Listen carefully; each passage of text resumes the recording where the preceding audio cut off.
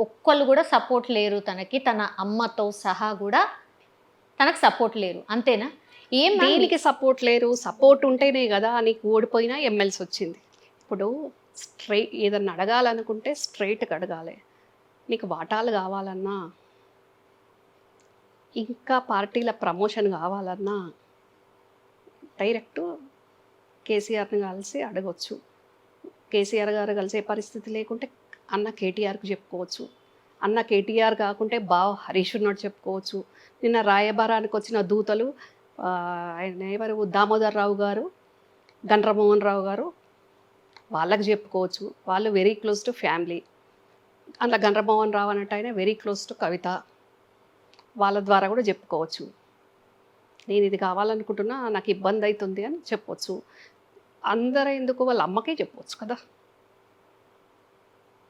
ఓహ్! Direct ఇంకా మమ్మీయే దగ్గర గదా! మమ్మీకి జెప్తే అసలు పనైపోతది గదా! జనరల్లీ.